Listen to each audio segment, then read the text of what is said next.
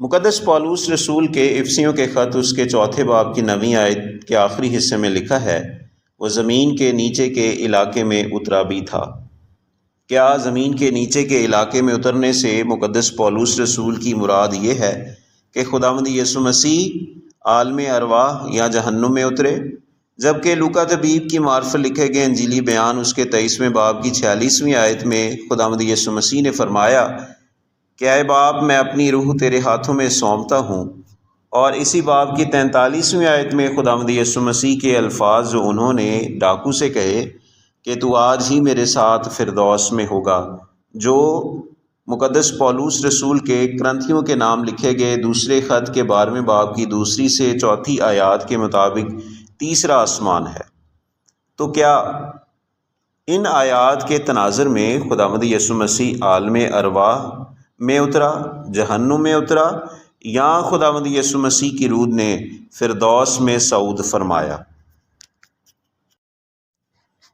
خداوند یسوع مسیح کے جسم کے قبر میں اتارے جانے اور جی اٹھنے سے پہلے خداوند یسوع مسیح کی روح کے عالم ارواح میں جانے یا فردوس میں صعود فرمانے کے تعلق سے 2 قسم کی تعلیمات ہیں۔ پہلا نظریہ دی ہیڈیز ویو، ہیڈیز نظریہ، جس کے لیے عبرانی اصطلاح بعض اوقات پرانے عہد نامے میں شیول بھی استعمال ہوئی، انگریزی میں ہیل، اور اردو میں ہم اسے عالم ارواح بھی کہتے ہیں۔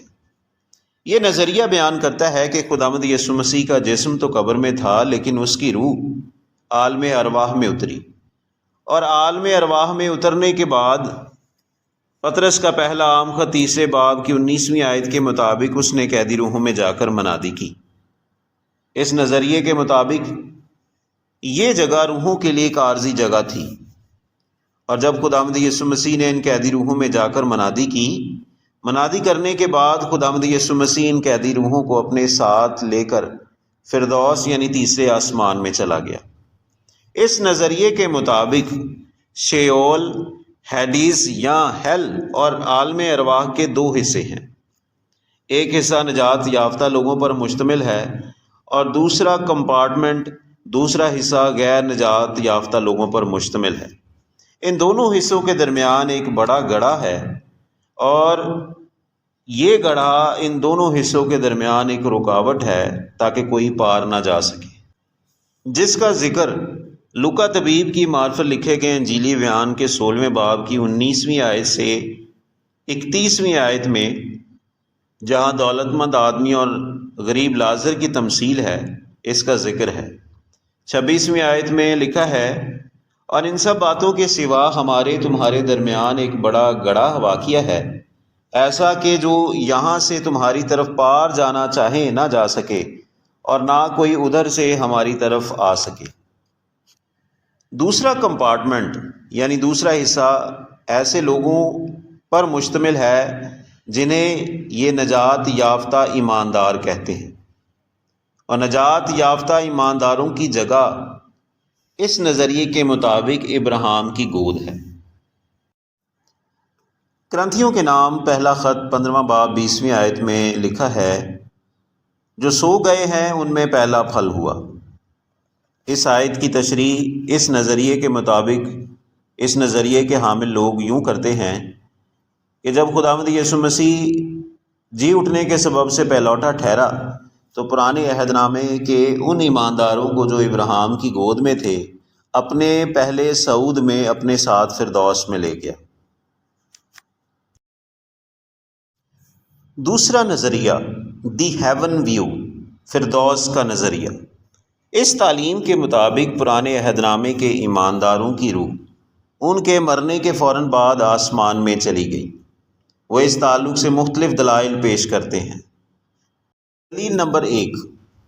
لوکا طبیب کی معرفت لکھے گئے انجیلی بیان کے 23ویں باب کی 46ویں آیت میں خداوند یسوع مسیح نے آخری کلمے میں فرمایا، اے باپ، میں اپنی روح تیرے ہاتھوں میں سونپتا ہوں، اور یہ آیت اس حقیقت کی طرف اشارہ ہے کہ خداوند یسوع مسیح نے فردوس میں صعود فرمایا،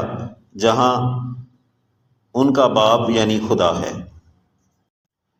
لوکا طبیب کی معرفت لکھے گئے انجیلی بیان کے 23ویں باب کی 43ویں آیت میں خداوند یسوع مسیح نے صلیب پر لٹکے ہوئے ڈاکو سے کہا کہ تو آج ہی میرے ساتھ فردوس میں ہوگا۔ یعنی خداوند یسوع مسیح نے اس ڈاکو سے یہ بات کہی کہ جہاں میں ہوں وہاں تم بھی ہو، میں فردوس میں ہوں اور تم میرے ساتھ ہوگے۔ اور یہ فردوس کرنتھیوں کے نام لکھے گئے مقدس پولس رسول کے دوسرے خط کے 12ویں باب کی 2 سے 4 آیت کے مطابق تیسرا آسمان ہے۔ دلیل نمبر 3، پرانے عہد نامے کے چند کردار جن میں ہنوک اور ایلیا نبی شامل ہیں، خدا نے انہیں اٹھا لیا کہ یہ آسمان پر خدا کے ساتھ۔ ابراہیم کی گود دراصل فردوس یا تیسرے آسمان کو بیان کرنے کا ایک استعارہ ہے، اور بائبل مقدس میں کسی بھی جگہ ابراہیم کی گود کو جہنم نہیں بیان کیا گیا۔ یہی وہ جگہ ہے جہاں ابراہیم خود گیا جو آسمان کی بادشاہی کو بیان کرتی ہے۔ مقدس متی رسول کی معرفت لکھا گیا انجیلی بیان اس کا 8واں باب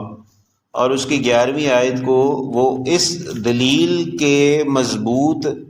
نقطے کے طور پر بیان کرتے ہیں، اور میں تم سے کہتا ہوں کہ بہتیرے پورب اور پچھم سے آ کر ابراہیم اور اسحاق اور یعقوب کے ساتھ آسمان کی بادشاہی کی ضیافت میں شریک ہوں گے۔ دلیل نمبر 5، خداوند یسوع مسیح کی صورت بدلنے کے واقعے میں جو مقدس متی رسول کی معرفت لکھے گئے انجیلی بیان کے 17ویں باب میں درج ہے، بزرگ موسیٰ اور ایلیا نبی آسمان سے خداوند یسوع مسیح سے باتیں کرتے دکھائی دیتے ہیں، تو پرانے عہد نامے کے باقی کردار بھی یقیناً آسمان پر فردوس میں خدا کے ساتھ تھے، اور وہ بھی صلیب کے پیغام سے فیض یاب ہونے کے لیے اور نجات حاصل کرنے کے لیے آسمان سے آئے۔ دلیل نمبر 6، پرانے عہد نامے کے ایمانداروں کے جسم کی قیامت تو خداوند یسوع مسیح کے مردوں میں سے جی اٹھنے کے سبب سے ہوئی، مگر ان کی روح کا صعود آسمان کی طرف تب ہوا جب انہوں نے وفات پائی۔ اس تناظر میں وہ 2 حوالہ جات پیش کرتے ہیں۔ کرنتھیوں کے نام لکھا گیا پہلا خط 15ویں باب کی 20ویں آیت، اور متی رسول کی معرفت لکھے گئے انجیلی بیان کے 27ویں باب کی 53ویں آیت۔ 52ویں آیت سے لکھا ہے، اور قبریں کھل گئیں اور بہت سے جسم ان مقدسوں کے ساتھ جو سو گئے تھے جی اٹھے، اور اس کے جی اٹھنے کے بعد قبروں سے نکل کر مقدس شہر میں گئے اور بہتوں کو دکھائی دیے۔ مکاشفہ کی کتاب اس کے 13ویں باب کی 8ویں آیت میں خداوند یسوع مسیح کو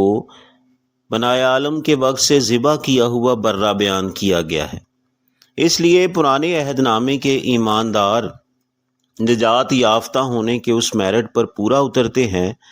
جو دراصل خداوند یسوع مسیح کی قربانی، صلیبی موت اور اس کے جی اٹھنے پر ایمان ہے، اور مسیح یسوع کی اس قربانی میں دونوں عہود کے ایمانداروں کی نجات ہے۔ دلیل نمبر 7، زمین کے نیچے کے علاقے میں اترنے سے مقدس پولس کا ہرگز مراد یہ نہیں کہ خداوند یسوع مسیح عالم ارواح یا جہنم میں اتارا گیا، بلکہ اس حصے سے مقدس پولس رسول کی مراد خداوند یسوع مسیح کا جسم قبر میں اتارا گیا۔ زبور کی کتاب 139 نمبر کا زبور اور اس کی 15ویں آیت میں عورت کے رحم کو بھی زمین کے اسفل کے طور پر بیان کیا گیا، جس کا مطلب ہے تاریک جگہ یا پوشیدہ جگہ۔ اس کے معنی ہے